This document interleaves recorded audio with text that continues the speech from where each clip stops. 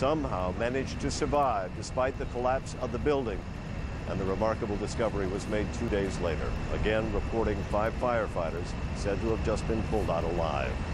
Back to you. Martin, just stay with me for a second, and I apologize if I know you're trying to report this. Can you give me a sense of how close to the building they were? Do you know that?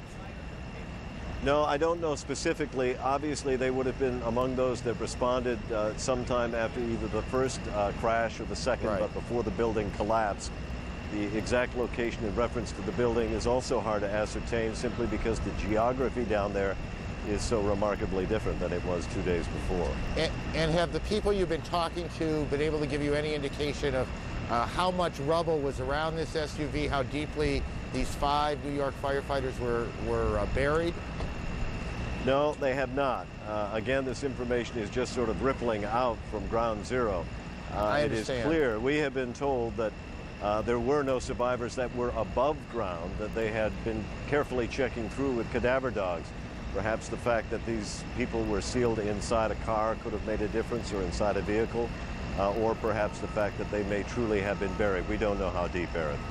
Okay, Marty, why don't you go and just keep reporting the story, and we'll check back with you as you come up with new information. Over at the Justice Department, CNN's Kelly Arena has been working on the investigative side of this, and Kelly joins us now. Kelly, what do you have right now? Aaron, we just heard from Attorney General John Ashcroft and FBI Director Robert Mueller about the ongoing investigation. They say that they have gotten thousands of tips that they are pursuing, that they have identified at least 18 hijackers. They said 2 planes had 5 hijackers, the other 2 had 4 hijackers each. They do say that they have several people that have been detained. Now, here's how that's working. The FBI investigators are headed out trying to establish links to the hijackers that they do have information on, trying to find associates, friends, people who may have some connection. When they go to interview these people and they ask for proper identification, in many cases there are INS violations, and so as proper procedure is followed, those people are detained. We've also been told by several FBI sources that in some cases some people have been arrested, not on charges directly related to this investigation, but on other state and local charges. So there have been several people detained. How many? Not really important at this point, Aaron, because that number keeps fluctuating. While the FBI may think that they have useful information, many of these so-called witnesses are released after some time because they simply have nothing to offer. Another thing that the FBI said is that on the human level here, and Justice Department says that they are trying to streamline the process of getting funds to victims' families, benefits, death benefits, and so on. So they are working as hard as they can to put more staff on the scene and to streamline the administrative process so that that money starts flowing a lot quicker than it normally does. As for the extent of this investigation, the FBI had previously told us that they had as many as 4,000 agents and 3,000 other support personnel on the case. We are now told that they have upped that number and included many more offices. Earlier in the day, I had spoken to the FBI. They said as many as 20 of their overseas offices are now engaged directly in this investigation. So this is just taking on mammoth proportions in terms of the number of resources that are going into trying to establish exactly who did this. Aaron, I caution against trying to establish any links at this point. There have been many reports out there trying to attach these hijackers to one organization or another. Sources do tell us that they are just not there yet. These organizations are very hard to link together. Sometimes there is no link. People act independently on their own as groups. So I caution against targeting, and as did the Attorney General, cautioned against any violent acts toward Arabs living in this country or Arab Americans. Aaron? Kelly, thanks. Kelly Arena is covering the investigative side out of the Justice Department. Back to Atlanta. Natalie, good afternoon.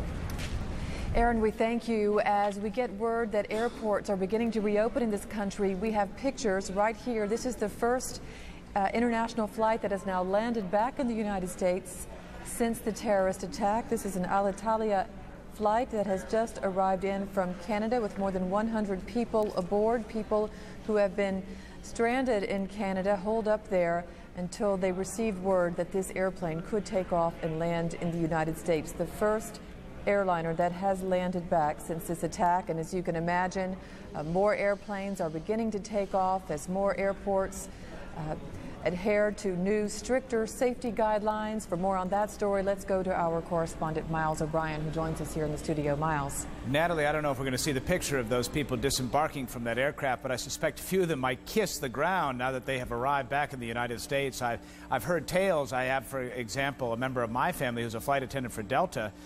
She has been stuck in Gander, Newfoundland all this time awaiting a scene like this one, and I'm sure she'll be able to do that very shortly. Let's take a look at the FAA's website for just a moment. FAA.gov is the place to go if you want to find out what airports are open right now, the airports that have certified themselves to be up to snuff, if you will, under the new guidelines.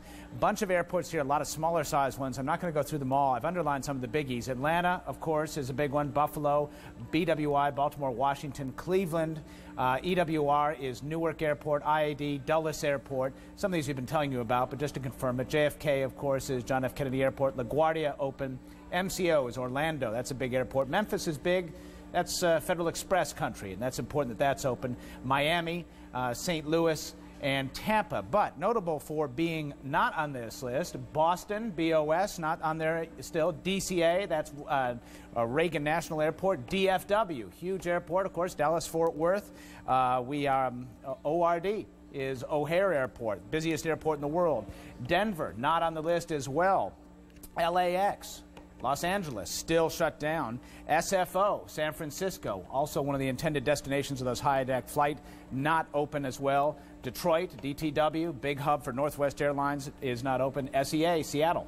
A lot of airports that are still closed. So as we tell you that this system is back up and running, it is getting back up and running in fits and starts because of the fact that these airports need to certify to the FAA that they have met the requirements for this added level of security. So it's going to take some time before the system is up and running as we're used to have it up and running. And I guess that goes for an awful lot of things in this country right now. Natalie? And Miles, no doubt the phones are jammed with people trying to check on their flights and any tickets they were holding. What can people expect now as they head back to the airport to try and take a flight, as far as how much longer it will take them to get through and just what they can look at as far as security measures? Well, it occurs to me that I suspect on some of these shorter flights that people are accustomed to, it might be simpler just to get in your car and drive, given the amount of time it will take to deal with the extra layers of security, the additional questions, the more frequent physical searches. All of that is going to increase your time. No curbside check-in. All of that will add up to more time and more inconvenience for airline customers. So I suspect you could immediately think of pretty much doubling the amount of time you bookmark for arrival at the airport.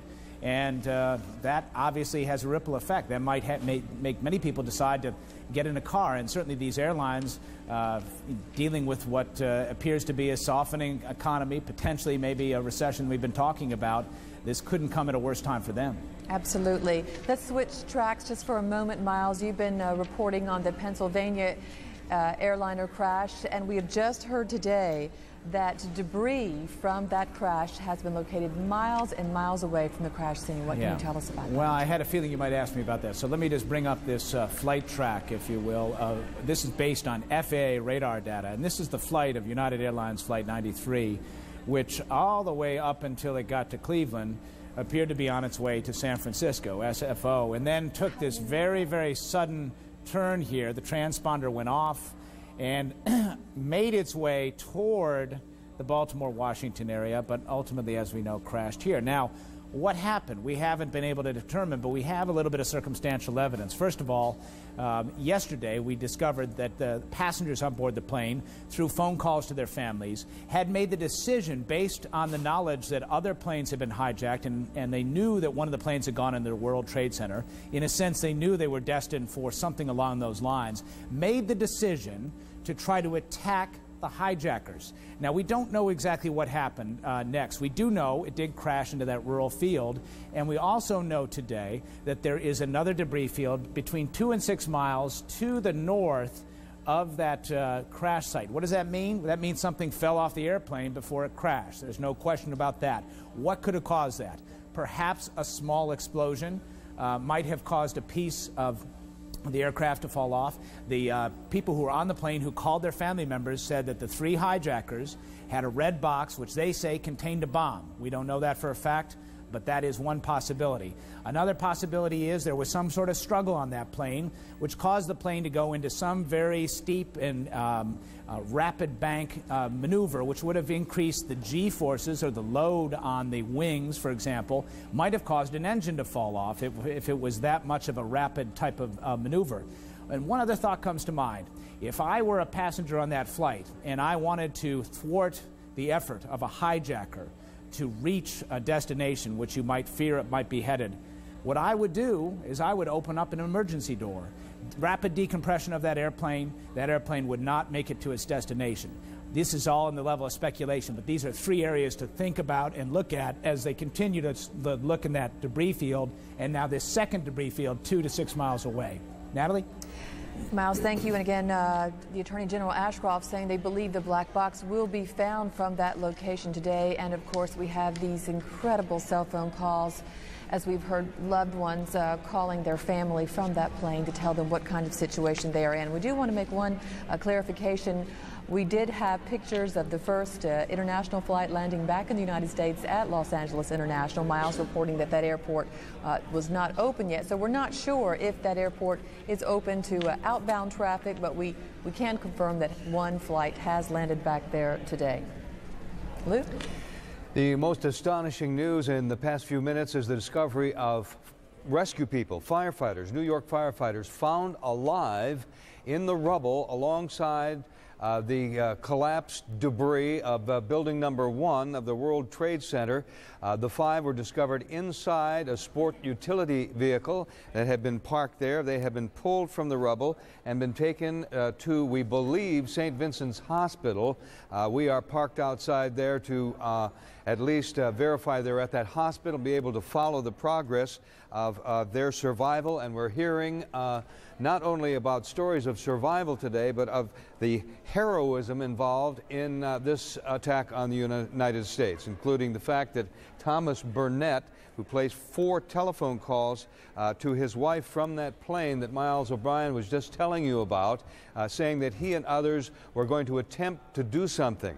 They knew about the other attacks by the other airliners and knew that they probably would be next. So Mr. Burnett's wife, Dina, is now telling authorities that her husband phoned her against her best judgment and wishes. He said that he and others were going to do something aboard that plane. We have Jim Dent with us now as we get into this matter of change in security. CNN. Jim, can you hear me? Yes, I certainly can. Okay, Jim Dent, we're going to talk about these new security measures that have been implemented at airports that have been certified to go ahead with resuming operations if they stringently comply. I want to go over a couple of them with you. One of them is a thorough search and security check of all airplanes and airports before passengers are allowed to enter or board aircraft. That would seem to me to be a security measure that I thought was in effect the whole time. No, this is one of the new ones, and actually this is one of the better ones that they've just implemented. I would highly recommend that they do something like this. Yes, what does that mean exactly? Well, what it would mean is that somebody would come on board the airplane and they would check all the seat back pockets, they would check the overheads behind all the pillows, check all the compartments that are closed to make sure nothing is in there. Look underneath all the seats and make sure somebody hasn't planted something on the airplane that can be retrieved later. So something has not been left behind by a passenger who, on an incoming flight. That's absolutely right. Okay, now a total ban on knives. I did not know before that knives were not banned. However, I have ridden in first class only occasionally and noticed we're using steak knives on the meat in first class. They also have been banned. Prior to this, blades shorter than 4 inches had been allowed. No more knives aboard aircraft. That's good. Yeah, that's another thing that I think was long overdue. It was always the standing joke amongst the flight crews and everything else is that they allow steak knives on the plate.